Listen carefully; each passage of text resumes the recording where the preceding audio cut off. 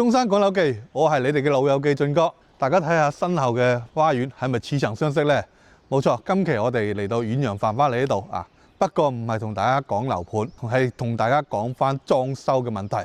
因為3月份啦，好多內地買咗樓嘅老友記咧就會考慮你個裝修嘅問題啦。因為我哋年中或者年底入住，無論係毛坯精裝都要考慮下裝修嘅問題。今期影片係非常之精彩嘅，大家一定唔好行開，一定唔好錯過。今期俊哥請咗一位神秘嘉賓，同為大家一拆解翻裝修過程中嘅陷阱啊，可以幫助大家避開呢啲坑嘅啊。不一定幫大家慳到10萬8萬，但一定會幫大家慳翻好多裝修嘅花費嘅時間啊，花費嘅心機。咁我哋就依家馬上去揾嗰位神秘嘉賓，即刻出發。我哋依家嚟到54棟咯啊！我身邊位 Jason 哥啊，咁啱啊！哇！突然之間出現，好驚訝。係啊！嗱，我身邊呢位咧就Jason 哥，佢就係繁花里嘅業主啦，仲係裝修公司嘅老闆，做咗10幾年㗎裝修啊！仲有一個身份啊，更加值得我哋去學習嘅，佢就係喺繁花里裝修過程中裝埋個老婆翻嚟，成為半個香港人。你話佢係咪好巴閉咧？如果我未結婚，我都想同阿 Jason 哥學習下。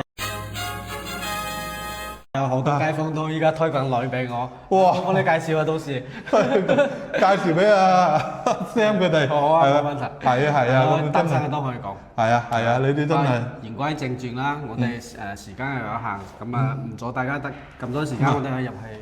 係啦，今期我就約咗 Jason 哥傾翻由佢嘅角度同埋俊哥嘅角度俊哥做咗10年嘅監理師，驗樓監理都做咗不少噶啦。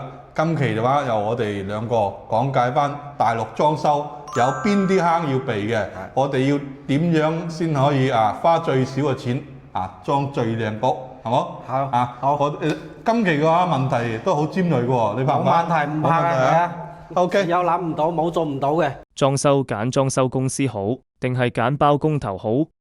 依家就係開始裝修防貴啦，好多香港業主買咗樓啦，即係我就作為一個乜都唔識嘅香港業主，我哋如果翻嚟裝修，要揾裝修公司好，定係揾包工頭好？你覺得站喺你角度，你肯定話裝修公司好啦，但係有咩區別？其實咧，以我專業嘅角度，肯定係揾包工頭好嘅，因為包工頭佢咩都唔使理，你俾佢咩項目佢就做咩項目。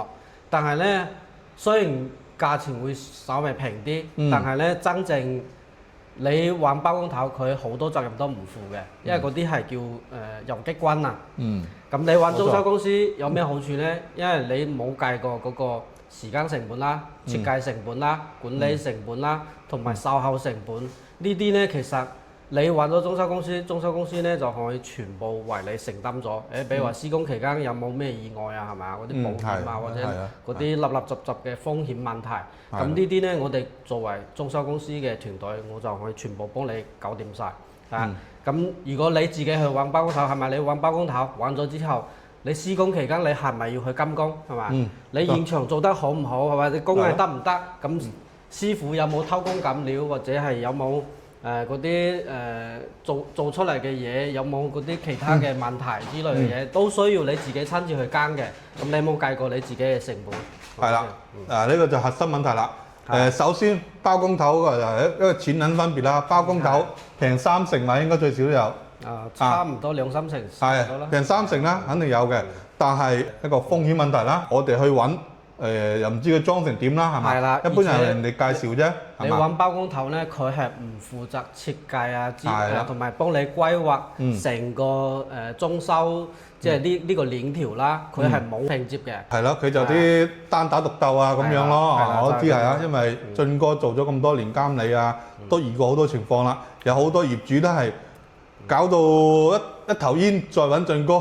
咁嘅話就後期嘅話成本都會高好多。所以回到啱啱我哋喺門口講嘅嗰個話題點解我做裝修做下可以執到個老婆？就係因為我老婆之前咧都係揾其他公司做嘅，做完之後咧做到後尾爛尾，即係佢都係揾包工頭，即係包工頭。我知其實呢個故事咧我就唔想Jason 哥喺度講住，因為如果大家想知道嘅，我哋下期開集俾大家係慢慢地講，俾 Jason 哥慢慢分享佢嘅故事。如果有想知道嘅朋友評論區打個想知道，我哋下期連埋 Jason 哥或者係請埋佢太太出鏡都冇問題，分享翻呢個裝修裝翻你老婆嘅故事，係冇咁咧就係如果係大家未訂閱翻我哋 channel 嘅朋友歡迎大家點個讚俾個 like， 即係點講我哋 channel 俾啲動力我哋繼續為大家拍多啲好嘅視頻OK， 咁跟住我哋再講翻咩啦？呢個故仔睇下屏幕前嘅觀眾有幾多人想知道，我哋再講係冇？好跟住咧就係裝修公司啦，裝修公司佢就錢肯定多啲啦，俾多啲啦，但係佢有保障啲啦，係咪先？有一大班人幫你服務喎，係咪？肯定貴啲㗎啦，係咪？設計師幫你設計係咪？各種售後團隊幫你跟足晒。設計師是否重要？有冇需要俾設計費？有啲人覺得設計師唔係好值錢咁樣，因為佢依家就係你哋依家就報價出度尺嗰啲都係免費㗎啦。係免費。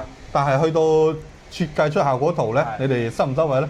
設計效果圖正常咧，所有公司都會收費嘅。但係咧，因為我哋做口碑啊嘛，咁其實做裝修嘅嘢咧，呢一個行業咧個水係好深嘅，而且佢冇標準可以講嘅。係啊，咁我哋嘅做法咧就係先解決問題，再傾利益嘅關係。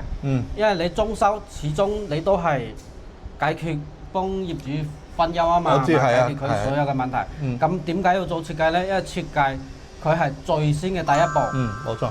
係設計係為咗解決你以後喺施工期間可能會出現咩問題或者咩需求比如話呢個櫃要點樣做，咁你一定要先設計嘅。如果你冇設計嘅，淨係畫呢個OK 啊，冇乜問題咁樣做，咁做出嚟呢，到時呢，比如話封邊電位嗰啲同埋全景嘅搭配咁到時咧都係九唔搭八。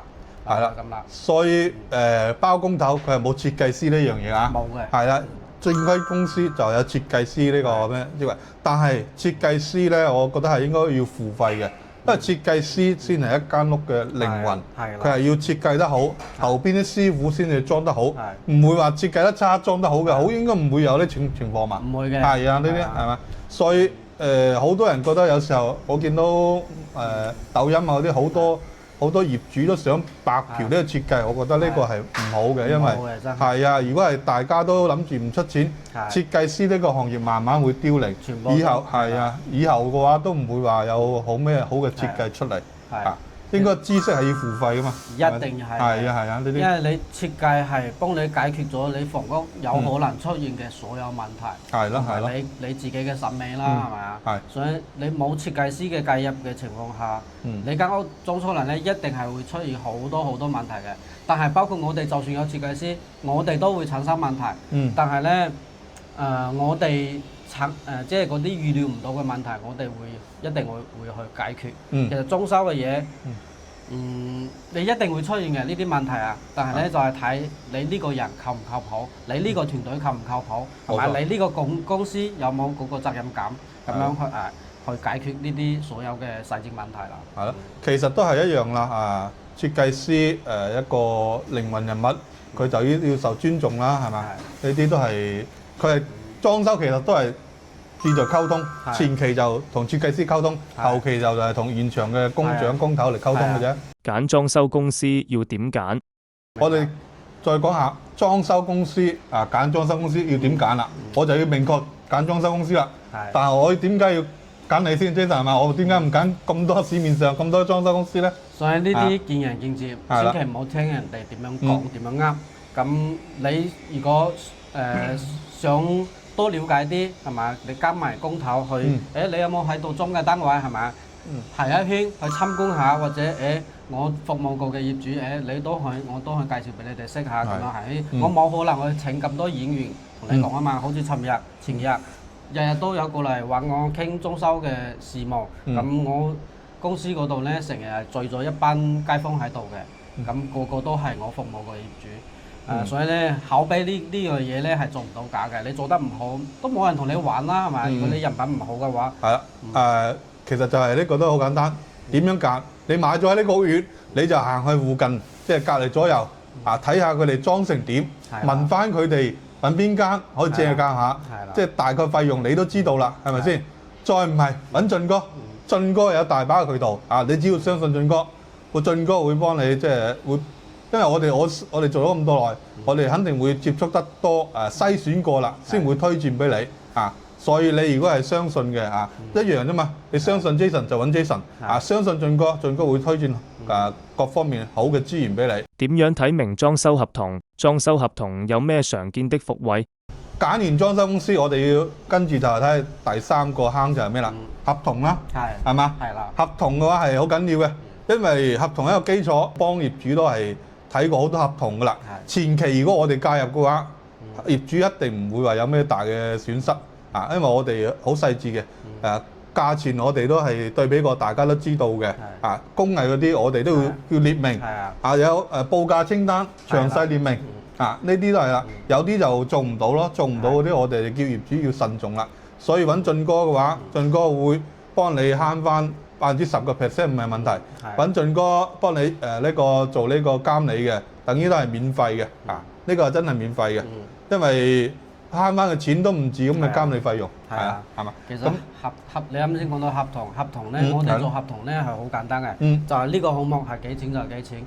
我哋就唔似人哋嗰啲做合同，其實有好多公司咧，佢為咗索取利潤啊嘛，佢比如話一個櫃，佢就會拆出，比如話我哋就係一條一項。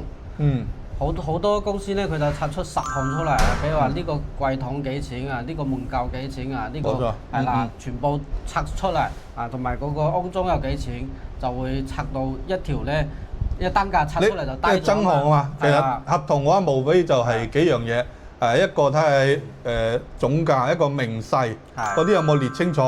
嗰啲要問清楚裝修公司有冇增項，即係你個合同有冇未列嘢嘅未列嘅入去係嘛？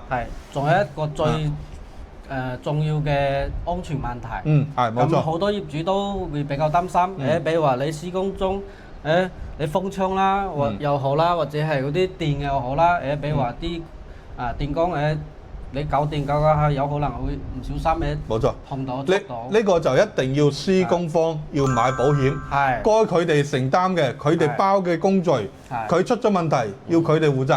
如果唔係佢哋包嘅，肯定唔使啦。呢啲就要大家要列清楚，要講明。我哋一般會即係佢哋裝修公司嘅合同比較簡單啦，有啲問題我哋會作一個補充合同，呢啲肯定要嘅。我哋有一條條款咧係我哋施工期間。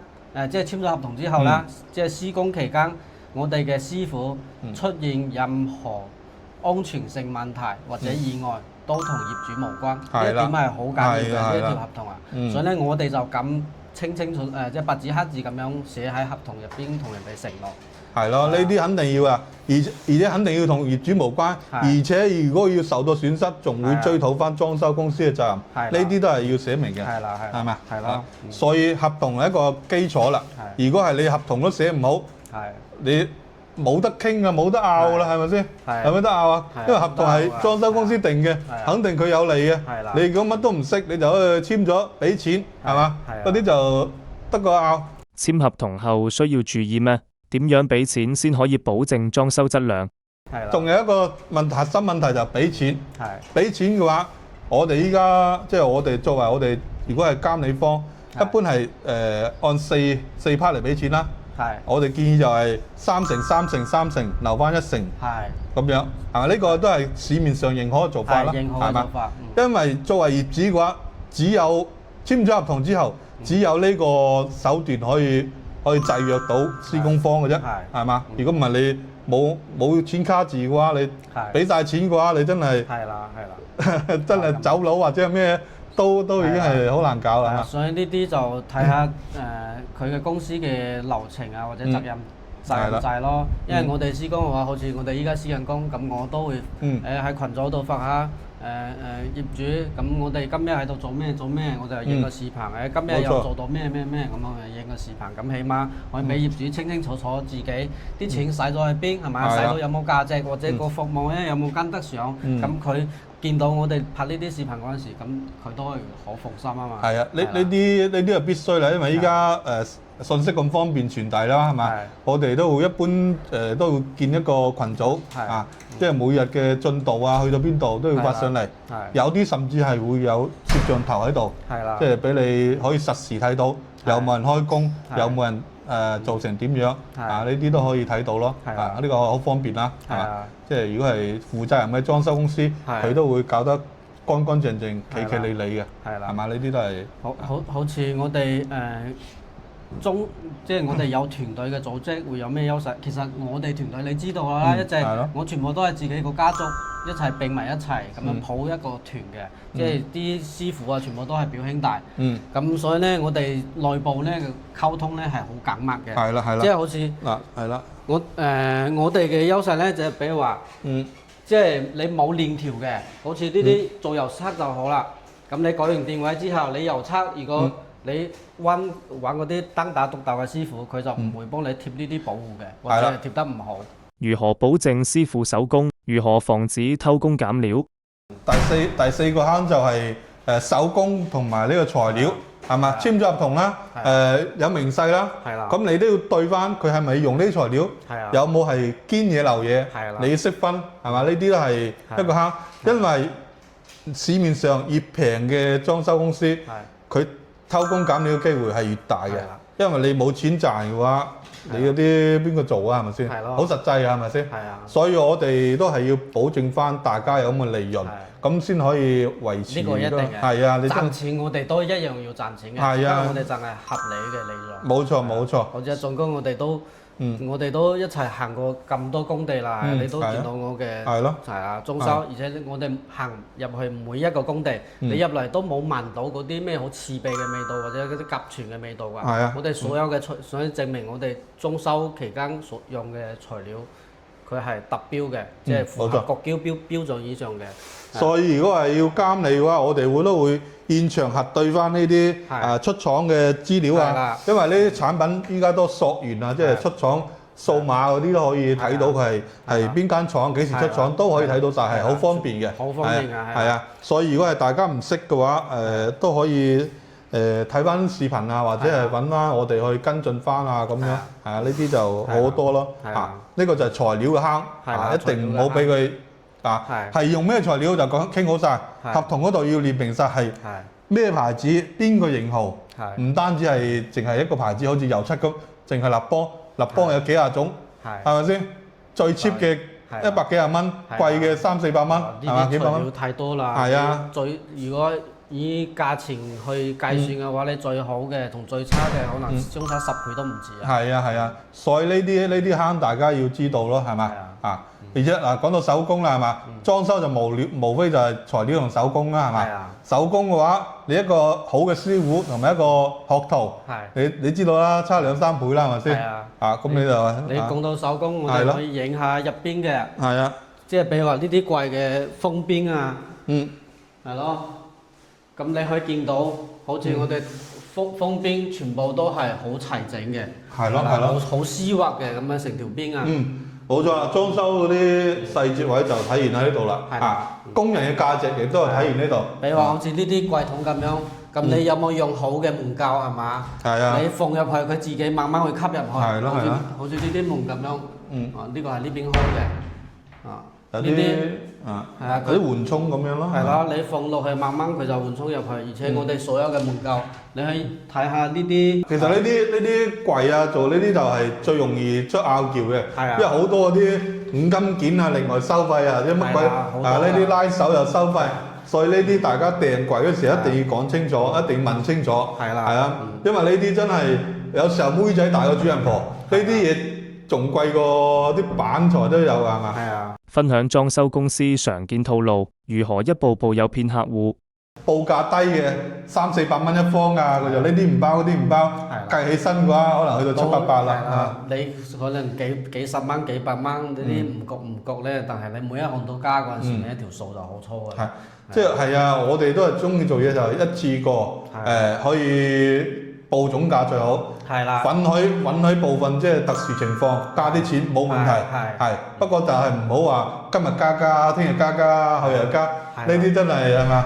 但係依家你個個都話對比價錢，咁好多公司佢冇辦法，嗯你就逼到佢，因為佢一定係要利潤嘅。冇錯係啊，冇人話幫你裝修，咪一跟幾個月，佢唔賺錢，你邊個信啦？係咪先？所以依家低價嘅套路就係氹咗入嚟先，係你俾咗錢先，係慢慢再鋸你，係啦，係咪咁啊？係啦，係咁咯。所以咧係啊公司佢其實越低價佢就越中意，因為你低價嘅情況下佢就唔使負責任㗎啦。所以咧佢喺合同條款上或者係價錢上咧，佢係隨便幫你搞，反正佢唔係為咗賺你嘅差價或者賺你嘅利潤，佢係啦，佢就係完完全全就係氹你簽咗合同之後咧，佢就係靠騙去賺錢啦。係咯係咯。總之呢啲公司就佢諗唔好諗住做數客㗎啦，一次過啦，係嘛？一次過咯。係啊，好似啲做乜低價旅行團嗰啲都係一次過啦，係嘛？嗰啲係啊，即係鋸得就鋸咯，係係咪？啊，佢可能個你講嘅低價旅行團咧，佢個旅遊係平，但係你去到當地咧，你要買啊，你唔買我唔俾你翻去，唔俾你上車就咁咯。冇錯啦，你上咗車之後啊，你就係砧板上嘅肉啦，係啦又唔可啄㗎啦，係係啦啦，就係咁樣。就係咁啦。係啊，所以呢啲就係嗱，呢啲就係各種各樣嘅問題都會慢慢產生咯。啊，所以要揾翻專業嘅人士幫你去跟進就好啲啦。呢個係好緊要。係啦係啦。咁其實就如果係大家傾好晒啦，跟住仲有一個都比較問題啦，就係一個工期嘅問題。啊，因為我哋合同嘅話講明嘅話，有時候經常會出現工期嘅延長啦。有嘅，所以咧，我哋呢啲正常嘅施工期咧，30個工作日已經足夠㗎啦。呢啲因為你除非你喐到要換磚啦，或者要拆牆，因為你拆牆換磚涉及泥水嘅問題。泥水咧，佢唔係做一次過等即係等佢乾咗就得啊，佢係要好多道工序。係咯係咯。所以呢啲咧就係大家要溝通好，因為呢啲我工期我一般建議業主唔急住住都可以延長些少時間，係唔急住入住，除非你真係趕住結婚住啫，係嘛？因為呢啲因為施工期間有啲各種各樣嘅天氣因素或者係不可抗力因素，呢啲有時候難免嘅，係啊。有時候遲一頭半個月，我哋都會理解，係嘛？嗰啲都冇問題，最緊要係要搞好呢壇嘢，係咪先？係啦。如果即係你住咗入嚟3-5日又要執收，跟住又要整呢樣整呢樣，咁仲麻煩啦，係咪？係咁樣咯，所以呢啲坑我哋都係會同大家分享翻講翻，啊呢係幾個比較重要㗎啦，啊基本上就係呢啲啦。分享裝修公司老闆建議。作為你哋裝修公司，仲有啲咩要提醒啊屏幕前嘅觀眾要注意咧？點講咧？其實你任何嘢講多，可能都係點講咧？我都勸過好多人。其實之前咧有好多個業主都揾我，去傾完之後設計都幫佢做好，之後咧就攞我嘅設計去出邊做完之後後半段咧個裝修公司唔理佢啦，又揾翻轉頭咁啊，過嚟。呢個即係呢啲業主就好多都係咁樣㗎，做法就唔係幾好咯，係嘛？呢啲真係。所以呢啲見仁見智咯。不過點講咧？我就好似談戀愛咁樣，有渣男有渣女。我咧其實咧就係做一個比較老實嘅人，經常俾人呃嘅。經常咩啊？真係經常俾人呃嘅。你老婆呃你都係你呃你老婆㗎？呢個咧其實點講咧，都係互相鬥呃係嘛？係啊，互相呃咯。呢個其實都冇話呃嘅，啲緣分到咗，可能就咁樣啦。係啦 ，OK， 大家真係如果想知道嘅，要打想知道啊。咁我哋下期再揾阿 Jason 拍個愛情故事，裝修裝出嚟嘅愛情故事啊。咁其實今期影片差唔多啦，即係裝修嘅坑大致就呢啲咯啊。如果都係嗰句啦，你如果唔識嘅就要揾個識嘅人幫你咯，係嘛？你如果唔信佢嘅，你就唔好揾佢啦。呢啲都係啦，你要睇翻佢作品啊，即係傾好晒啊咁樣咯，先陣再嚟裝修咯，係啊，咁樣啦嚇。OK，咁就今期影片就差唔多啦，到呢度啦。如果未添加翻我哋 channel 嘅可以添加翻我哋 channel，俾多啲動力我哋拍攝咁多好嘅作品俾你哋啊。如果有咩裝修問題、買樓睇樓都可以揾俊哥，添加翻上邊嘅 QR code聯繫翻俊哥我哋有專門嘅七人車去香港各區專程接你過嚟睇樓食嘢一條龍咁我哋今期就到呢度咯。好，我哋下期再見啦。好，拜拜。